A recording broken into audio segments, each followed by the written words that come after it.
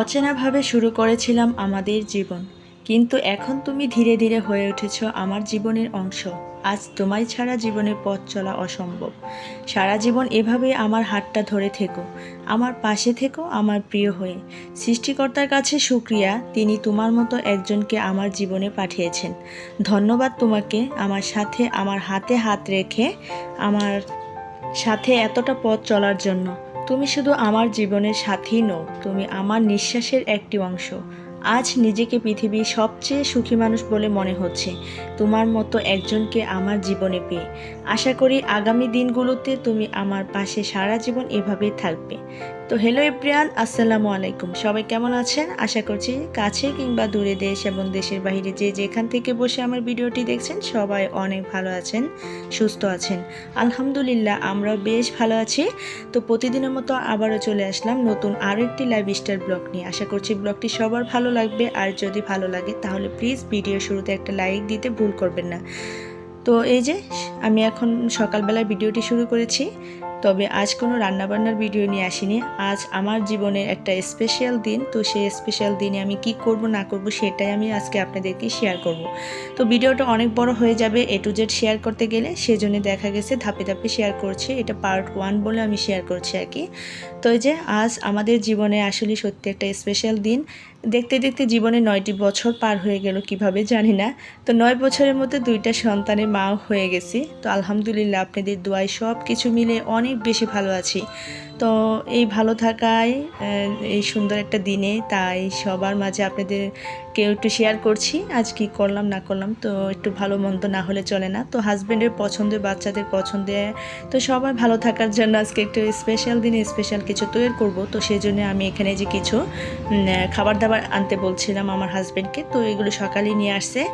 এখানে বাচ্চার খাবারও ছিল, আর এখানে আমার কিছু প্রয়োজনীয় জিনিসগুলো ছিল, তো সেগুলো আমি আর কি দেখাচ্ছি। আর এখানে আমার এই যে কাঠবাদাম ঘরে ছিল না, তো এই কাঠবাদামগুলো আমার অনেক বেশি ভালো লাগে যে কোনো খাবারে ইউজ করার জন্য। তো এই জন্যই আমি কাঠবাদামগুলো নিয়ে আসতে বলেছিলাম আমার হাজব্যান্ডকে। তো ওইগুলো নিয়ে আসছে, আর আমার কিছু প্রয়োজনীয় টুকিটাকি জিনিস নিয়ে আসা হয়েছে আর কি। তো আমি যেহেতু কেক বানাবো বাসায়, তো আমার হাজব্যান্ড প্রতি বছরই দেখা গেছে কোনো না কোনোভাবে আমাদেরকে কিনে কেক খাওয়ায়। তো এখন যেহেতু আমি একটু কেক বানাতে পারি, তো সেজন্যই ভাবলাম যে নিজে তৈরি করা জিনিস কিন্তু অনেক বেশি ভালো লাগে। তো এত কিছু তো আসলে আজকে শেয়ার করতে পারবো না। তো আজকে দুপুরে কিছু রান্না বান্না করব, তো সেগুলোই শেয়ার করব আপনাদেরকে। তো এইখানে এই যে নাস্তাগুলোকে আমি এখন রেডি করে রেখে দেব সব কিছু ঢেলে। আর এখানে যে কিছু চিপস ছিল, যেহেতু আমি বিকালের নাস্তা হিসেবে খাবো, তো সেজন্য চিপসগুলোকে ঢেলে নিচ্ছি।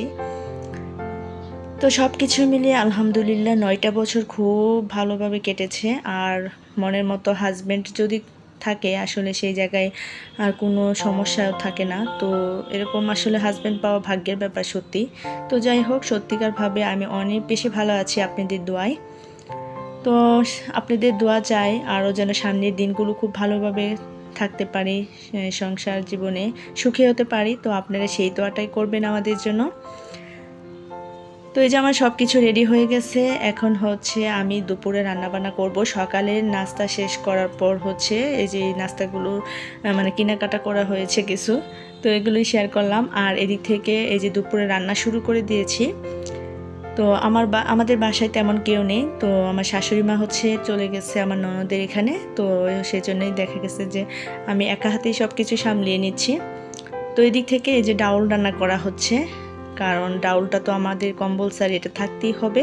সেজন্য এই ডাউলটাকে রান্না করে নিচ্ছি, যেহেতু ভাতের আইটেমও থাকবে সেই সঙ্গে ডাউলটাকে একটু না হলে চলে না, যেহেতু গরমকাল, প্রচণ্ড গরমে দেখা গেছে ডাউলটা আবার বেশ ভালো লাগে। আর এদিক থেকে এই যে এখন হচ্ছে আমি মাংস রান্না করব। তো প্রেশার কুকারে মাংসটাকে আগে থেকে সিদ্ধ করে নিয়েছিলাম, সেই সঙ্গে একটু আলু দেওয়া হয়েছে, কারণ মাংসেতে আলু আমাদের বাসায় সবাই কম বেশি পছন্দ করে। আর এখানে হচ্ছে এই যে আমি মাংসের জন্য মশলাটাকে কষিয়ে নিচ্ছি। তো কিছু পেঁয়াজ ব্লেন্ডার করে নিয়েছিলাম, তো সেগুলো এখন দিয়ে ভালো করে একে একে সব মশলাগুলো দিয়ে কষিয়ে নেব। তো এই যে এখন দিয়ে দিলাম হলুদের গুঁড়ো, দিয়ে দিচ্ছি মরিচের গুঁড়ো, তারপর হচ্ছে এখানে দারচিনি, এলাচ, তেজপাতা সব কিছু দেওয়া হয়েছে। আর এখন দিয়ে দেব ধনিয়ার গুঁড়ো, তারপর হচ্ছে জিরার গুঁড়ো দিয়ে মশলাটাকে খুব ভালো করে কষিয়ে নেব। তো সবাই মাংস রান্না জানেন, তারপরও হচ্ছে আমি একটু একটু করে শেয়ার করার চেষ্টা করেছি। আমার আপু ভাইদের অনেক ভালো লাগবে আশা করছি। তো এই যে আমার রান্নাঘরে মানে আমার শাশুড়ি মা যেখানে রান্না করেন, তো ওইখানে মানে একটু কেমন জানি দুপুরবেলা অন্ধকার টাইপের মনে হয়, যদিও একদমই মানে আলোকিত ঘরটা, তারপরও ক্যামেরার সামনে এরকম একটা অন্ধকার দেখায়, তো কি আর করার। তো যাই হোক, কষ্ট করে একটু দেখে নেবেন। আর এখন দিয়ে দিচ্ছি একটু আদা রসুন বাটার পেস্ট। এ পর্যায়ে আমি মশলাটাকে অনেকক্ষণ কষিয়ে নেব, কারণ হচ্ছে আদা রসুনের পেস্ট দেওয়ার পর মশলাটাকে যদি বেশিক্ষণ কষানো না হয় খেতে ভালো লাগে না, কেমন জানি একটা কাঁচা কাঁচা গন্ধ ভাব থেকে যায়। তো সেই জন্য আদা রসুনের পেস্টটা দেওয়ার পর আমি বেশ কিছুক্ষণ ভেজে নিয়েছি, তারপর হচ্ছে মাংসটাকে দিয়ে এই পর্যায়ে আমি মাংসটাকেও বেশ ভালো করে কষিয়ে নিচ্ছি। তো এই যে দেখতে পাচ্ছেন আমার মাংসটা কত সুন্দর করে কষানো হচ্ছে। আর যত বেশি কষানো হয় মাংস খেতে ততই বেশি ভালো লাগে। আমি কিন্তু বেশি করে কষিয়ে তারপর মাংস রান্না করি, আর হাতে মাখা রান্নাও খারাপ লাগে না, অনেক বেশি ভালোই লাগে। তো আসলে এইভাবে কষিয়ে রান্নাটাই বেশি করা হয় আর কি। তো এই যে এখন কষানোর জন্য ভালো করে ঢাকনা দিয়ে ঢেকে দিয়েছি, বেশ কিছুক্ষণ কষানো হবে। আর এদিক থেকে হচ্ছে আমি ডাউলে ফোড়ন দেবো, সেজন্যই সামান্য পরিমাণে একটু তেল নিয়েছি, আর সেখানে দিয়েছি একটু শুকনো মরিচ, আর দিয়েছি আর রসুন পেঁয়াজ কুচি, আর একটু আস্ত জিরা। তো এগুলো দিয়ে ডাউলে ফোড়ন দিলে কিন্তু ভীষণ ভালো লাগে খেতে। আর শুকনো মরিচের যে ফ্লেভারটা ডাউলে পাওয়া যায়, এটা তো মানে কোনো কথাই নেই, এক কথায় অসাধারণ লাগে। আর সেই সঙ্গে যদি একটু আম দেওয়া যায়, কাঁচা আমের ফ্লেভারটাও ডালে অনেক বেশি ভালো লাগে। তো আমার হাতের কাছে আম ছিল না, সেজন্য আমি আর দিইনি। আর এদিক থেকে মাংসটা কষানো হয়ে গেছে, এখন হচ্ছে এ পর্যায়ে আমি একটু ঝোল দিয়ে দিলাম, ঝোল দিয়ে আবারও ঢেকে দিলাম ঢাকনা দিয়ে। আর এই ফোড়নে আমি একটু সামান্য পরিমাণে হলুদের গুঁড়ো দিয়ে দিচ্ছি, এতে করে কালারটা কিন্তু অনেক সুন্দর দেখায়। তো সেই জন্য যে দেখতে পাচ্ছেন কত সুন্দর একটা কালার চলে আসছে। তো ডাউলে দেওয়ার পর হচ্ছে আরও বেশি সুন্দর লাগে। তো এই যে দেখেন আমার ফোড়ন দেওয়ার কি অবস্থা। আমি প্রত্যেকবার এরকম করে ডাউল ফোড়ন দিই, ডাউলটাকে নামিয়ে বা চুলায় রেখে মানে আগুনের পাওয়ারটা কমিয়ে দিয়ে তারপর হচ্ছে ফোড়ন দিই, তা না হলে আমার ভীষণ ভয় লাগে ফোড়ন দিতে। তো যাই হোক, তারপরও কিন্তু খারাপ লাগে না, ডাউলটা বেশ ভালোই লাগে। আর ফোড়নটা যত সুন্দর হবে ডাউলটা কিন্তু ততই পারফেক্ট হবে। আর এদিক থেকে হচ্ছে আমি এখন পটল বড়া করে নিয়েছি, আর সেই জন্য এই যে সামান্য একটু চাউলের গুঁড়া আর হলুদ মরিচ তারপর লবণ দিয়ে এখানে যে পটলটা যদি এভাবে ভাজা হয় তাহলে কিন্তু ভীষণ ভালো লাগে খেতে, একদমই মচমচে হয়, দেখতে সুন্দর লাগে। তো আর ছাল সহ যদি আমি ভেজে নিই তাহলে ওই বড়াটা আমি বেশি খেতে পারি না, ভালো লাগে না আমার কাছে, এইভাবে খেলে বেশ ভালো লাগে। তো সবসময় এইভাবে করার চেষ্টা করি। তো এই যে যখনই পটল বড়া খাই আমি এইভাবে করে নিই, আমার কাছে অনেক বেশি ভালো লাগে। তো দেখেন কত সুন্দর কালার চলে আসছে, আমার মাংসের রান্নাটা একদমই পারফেক্ট হয়েছে আমার কাছে। দেখতে কিন্তু অনেক সুন্দর হয়েছে, খেতেও অসম্ভব মজার ছিল, লোভনীয় হয়েছে অনেক। তো কত সুন্দর একটা কালার দেখতে পাচ্ছেন আপনারা। তো আমার ভিডিওটি এখন পর্যন্ত যারা যারা দেখছেন আপু ভাইয়ারা একটা লাইক দিতে ভুলে গেছেন, প্লিজ ভিডিওর কোথাও কোনো জায়গায় যদি ভালো লাগে একটা লাইক করতে ভুল করবেন না, আপনাদেরকে রিকোয়েস্ট করছি। একটা লাইক মানে কি একটা শেয়ারে কাজ করে, তো সেই জন্যই আপনাদেরকে বরাবরের মতো আজকেও রিকোয়েস্ট করছি। আমার কাছে আজকের দিনটা অনেক স্পেশাল, আর স্পেশাল দিনে কিছু করাটা অনেক আনন্দের। সত্যি যদি মনের মানুষগুলোর জন্য বা পরিবারের সবার জন্য কিছু করা যায় স্পেশাল দিনে, তো সেটা অনেক বেশি ভালো লাগে।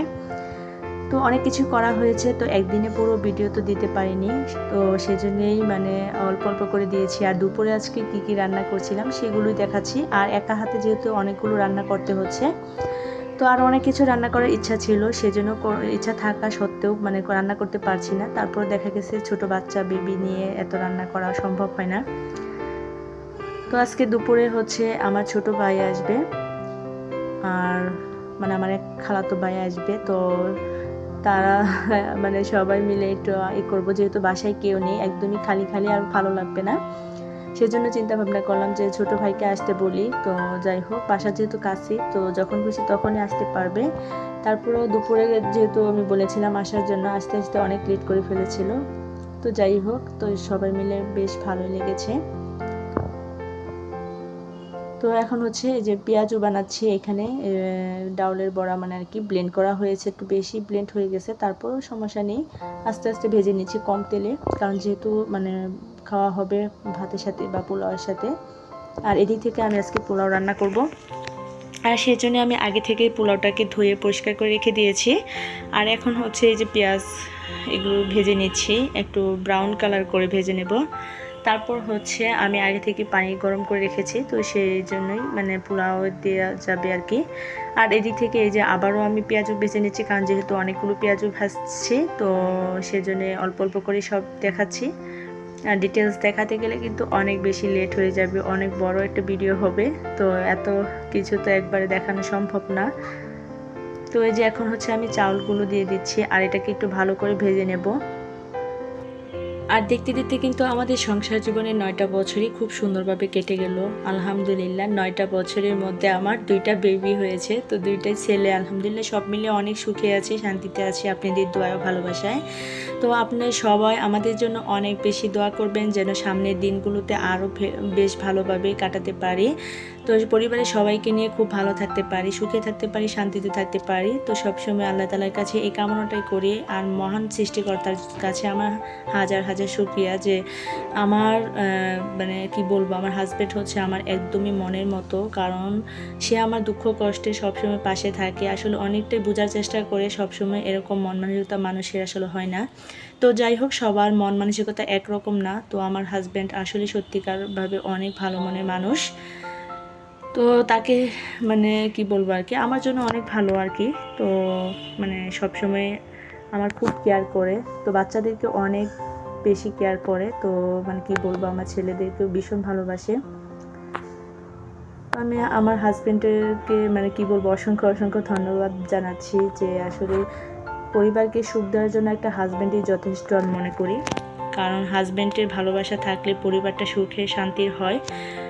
আজ যদি হাজব্যান্ড অশান্তি লেগেই থাকে, পরিবারে লাগিয়ে থাকে, তাহলে সেই পরিবারে কোনো সুখ থাকে না। তো যাই হোক, কথা বলতে বলতে অনেক কথাই বলেছি। দুপুরে খাবার দাবার রেডি করে ফেলছি, এখন সবাই খাওয়া দাওয়া করবো।